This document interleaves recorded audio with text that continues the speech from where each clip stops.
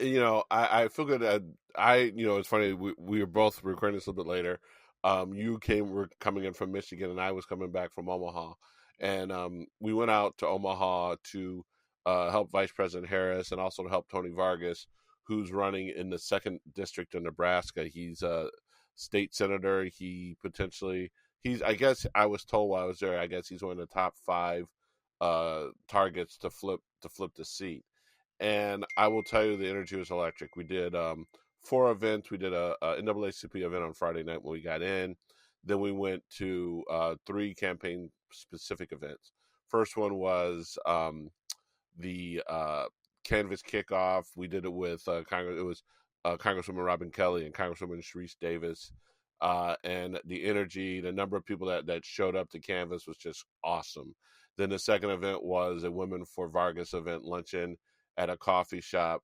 Energy was awesome. Then we had the end of the day at 1 o'clock with a rally, a get out the vote rally on the north side of Omaha, North Omaha, targeted at the Black community, but it was a diverse crowd and about well over 100 people, news crews, and the vice president's sister, Maya Harris, came in, and also was Justin Pearson when the Tennessee Three was there as well. But the energy was electric, the vibes, and one thing that's good, and there's something we talked about last week.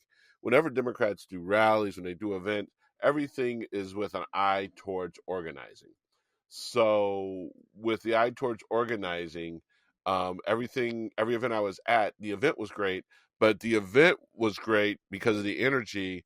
But one of the aspects of each event was the fact that people were going to be leaving there and doing everything they could to rally voters and knock doors. So yesterday or Saturday, the 20 was that the 26th? Yes, Saturday the 26th was the first day of Saturday early vote, and the energy was amazing.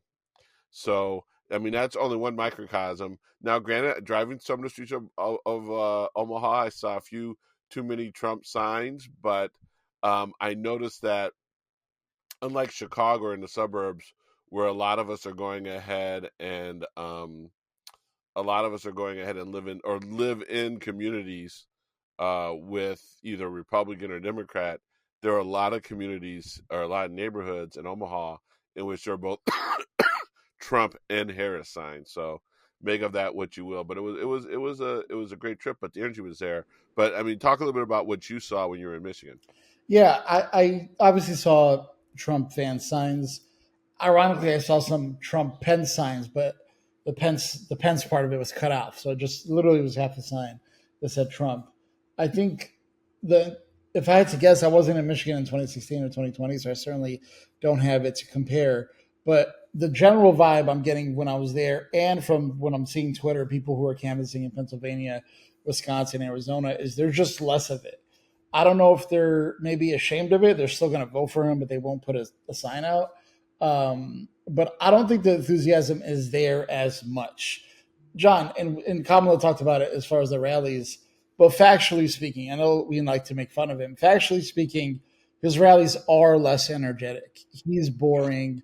People are leaving. They're Yeah, dark. They're yeah. dark. They're And dark. part of that is let's juxtapose it, right? I remember 2016 pretty vividly. Bernie had crowds. Trump had crowds. Hillary, of course, had crowds, but not at the same enthusiasm that Bernie. Remember when the bird kind of fell on his shoulder, or the podium, or whatever, and everybody went crazy, right? Bernie was garnering the crowds in 2016, if you or 2015. If you fast forward to 2020, Biden didn't do campaigns because he was trying to keep people safe from COVID, and Trump was having still big rallies. Granted, they were dwindling as who remembers the Tulsa one where it looked awful and basically killed Herman Cain. And now you fast forward to 24. So we really haven't seen this because of 2020 and COVID. We really haven't seen the Democratic kind of energy uptick, right? So now we're seeing a young, energetic candidate, someone who's on stage with, just to name a few, Usher, Springsteen, Beyonce. Who knows what she pulls out in Pennsylvania? Maybe Miss Swift can make an appearance, but generally speaking, the vibes are more Democrats this year than any other year that Trump was on the ballot. So, um, to answer your question, I'm seeing probably less signs, less enthusiasm. I think it's still there. The numbers, he might get 80 million, right? If he got 75 in 2020, he might get 80 million votes still, John. But I just don't think they're as excited to do it. And that is bleeding into, I think, independence and everybody else. It's like, we're just tired of this. Let's move on.